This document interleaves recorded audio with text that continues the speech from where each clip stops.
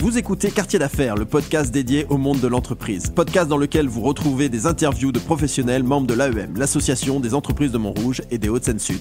L'AEM, lieu privilégié du networking des hommes et des femmes d'entreprise, dirigeants et entrepreneurs souhaitant se retrouver pour échanger sur des sujets en lien avec leur activité. Conférences, optimisation des liens économiques et recommandations d'affaires dans un environnement empreint de convivialité, voilà la recette de l'AEM. Ce podcast a pour objectif de présenter la centaine d'entreprises que compose ce club. Nous parlons de leur histoire, leur activité, leur business, leur actualité et leurs projections, en gardant un axe fondamental, l'humain. Car comme l'a si bien dit Antoine de Saint-Exupéry, la grandeur d'un métier est avant tout d'unir les hommes.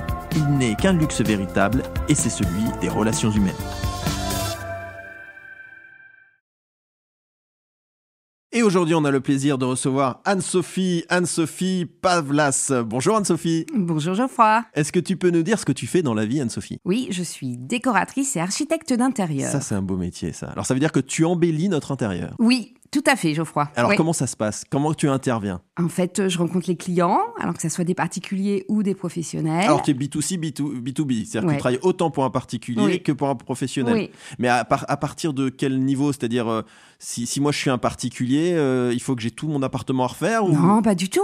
Il suffit juste que tu aies une problématique, quelle qu'elle soit, toi, un meuble sur mesure, une cuisine, une salle de bain, ou si tu veux refaire tout, évidemment. Et tu m'appelles, on parle de tes besoins, de tes envies, et ensemble, on construit une mission que je vais faire pour répondre à tes problématiques et tes besoins. Mais en fait, même limite, je sais pas encore ce que je veux faire, je suis chez moi et je me dis, mais j'aimerais bien changer quand même l'environnement, exactement. etc. Et là, je te fais venir et tu vois. Oui, voilà, on parle, je t'interroge, je vous interroge, j'essaye de comprendre ce qui vous pose problème, ce que vous avez envie de faire. Et à l'issue de ça, je fais un diagnostic, si on peut dire, et je vous propose une typologie d'intervention. En fait, il faut pas attendre d'avoir...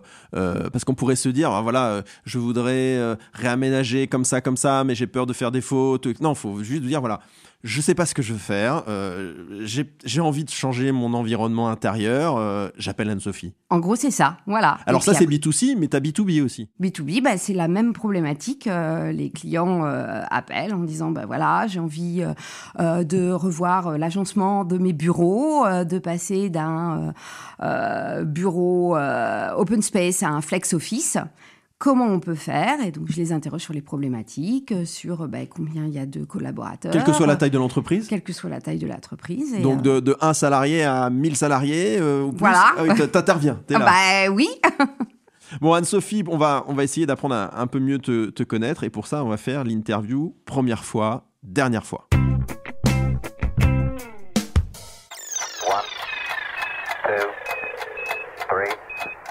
Anne-Sophie, la première fois que tu as signé un client, tu t'en souviens ? Oui, tout à fait. Tu nous en parles ? J'ai rencontré le client, on a discuté, à l'issue de la discussion, je lui ai fait un devis que j'ai envoyé. Je crois qu'il a signé 10 minutes plus tard. Ah oui, et le lendemain, j'avais déjà 2 appels de futurs clients qui venaient de sa part. Ah, donc déjà hyper satisfait voilà. avant même que tu sois intervenu. J'avais encore rien fait. C'était un client B2B ou B2C ? B2C. Un B2C. La dernière fois que tu as signé un client ? La semaine dernière. Ah c'est formidable. Et là, c'est entreprise ou particulier ? C'est encore particulier, là. D'accord. Oui. Et là, intéressant comme projet ? Oui, c'est refaire une chambre parentale avec une problématique de un bureau dans la chambre à cause du télétravail, ou devrais-je dire grâce au télétravail. Et oui, ça a dû pas mal booster les demandes, ça. Tout à fait, c'est des problématiques que j'ai beaucoup. Ah oui, on n'y pense pas, mais réaménagement, télétravail, forcément, on doit réinventer son intérieur. Voilà, c'est ça. Cacher au maximum l'endroit où on va travailler pour qu'une fois qu'on a fini sa journée, on n'ait pas son bureau en face de soi. Et toujours dans des espaces assez exigus à Paris. En prenant en compte, j'imagine, le fait que tu dois regarder par rapport à la visio, ce qu'on voit derrière, etc. Et que toi, tu t'occupes de ça aussi. Voilà, exactement. Qu'est-ce qu'on voit, ce qu'on ne voit pas ? Est-ce qu'il faut ranger comme document ? Parce que y a des gens qui ont que des ordinateurs, ça va bien. Il y a des gens qui ont encore beaucoup de dossiers. Donc, il faut penser à comment on range les dossiers, où est la box. Et ça, tu trouves les solutions ? Oui. Magnifique. La première fois que tu t'es dit que tu aimais ce que tu faisais ? Je pense que c'était avant de le faire, en fait. D'accord. Je pense que j'ai toujours aimé la déco. j'ai été élevée par des parents et notamment une maman qui aimait la déco. Et du coup, elle avait art et décoration. Et je pense que c'est le premier magazine que je feuilletais petite. Ouais. Métier passion ? Oui, métier passion. Métier tardif, métier passion. Alors tardif, parce que c'est une reconversion ? Tout à fait. Et alors tu faisais quoi avant ? Avant, j'étais directrice éditoriale dans une maison d'édition. Ce qui n'a absolument rien à voir. Eh ben si, figure-toi. Alors que vas-y, ça a à voir. ça m'intéresse, vas-y. En gros, directrice d'une maison d'édition, c'est être chef d'orchestre pour faire naître un livre. Et un livre, évidemment, ça ne naît pas tout seul. Il faut aider l'auteur et trouver tous les intervenants qui vont faire que le livre va naître. Et être archi d'intérieur, c'est exactement la même chose. Le livre de mes nouveaux clients, c'est leur intérieur. C'est leur environnement, quoi. Et donc, du coup, moi, je les aide à faire naître cet environnement, comme je faisais naître des livres, et à trouver tous les intervenants qui vont m'aider à faire en sorte que le livre qu'on a créé avec l'auteur à l'époque et mon client maintenant va naître. Oui, alors c'est ça. Alors le rôle de chef d'orchestre, il est vraiment là parce que tu n'interviens pas toute seule. Toi, tu coordonnes le projet et derrière, tu vas chercher des gens avec qui tu vas travailler. Donc, c'est tout repos pour le client. C'est-à-dire que lui, il s'occupe de rien. C'est ça. C'est toi vraiment qui organise tout. Tu vas chercher les bonnes personnes et pour répondre au projet qui a été validé par le client. Et du coup, par rapport à mon métier d'avant, il y a tout ce qui est création aussi. Imagination, tout ce qui est concept. À la fois, quand on fait un livre, il y a un concept, et quand on travaille pour un client, il y a évidemment un concept. Donc en fait, c'est intimement lié, ces deux métiers. Qu'est-ce qui a fait que tu t'es dit, là, je bascule ? C'est-à-dire que tu es dans la maison d'édition, et à un moment donné, tu dis, maintenant, je vais me mettre à mon compte, je vais faire ça. C'est quoi ? J'avais toujours dit petite, c'était pas très à la mode, j'aurais 2 métiers. Et puis, au milieu de carrière, je me suis dit, mais c'est le moment, en fait. Je suis au milieu de carrière, j'ai encore 20 ans, bon, peut-être 22 maintenant. C'est maintenant. Et donc, du coup, l'opportunité de la vie, un plan social. Et j'ai pris... je me suis dit, mais c'est maintenant. C'était maintenant. Et là, tu as replongé dans des études, du coup ? Voilà, je suis repartie à l'école. Faut quoi comme diplôme pour être architecte ? Alors, en fait, il y a beaucoup de reconversions sans forcément de diplôme. Mais moi, j'ai fait une école où on a une équivalence RNCP, qui donne une équivalence... un BTS, design d'intérieur, et j'ai fait une spécialisation en archi d'intérieur qui vient également d'avoir une équivalence Bac+3 en fait. Ah oui, c'est quand même c'est une reconversion avec derrière... C'était lourd, oui. C'était lourd. C'est ça, c'est pas pour rigoler. Oui. Non. Bon, Anne-Sophie, pour encore apprendre à mieux te connaître, on va te demander de faire l'interview Best Place.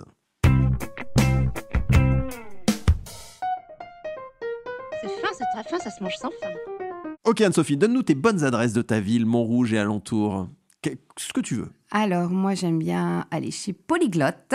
Polyglotte, magnifique adresse qui est rue de la République à Montrouge. C'est ça. J'aime bien aller... Alors attends, Polyglotte, ils font salon de thé. Ils font salon de thé, ils font un petit peu du coworking.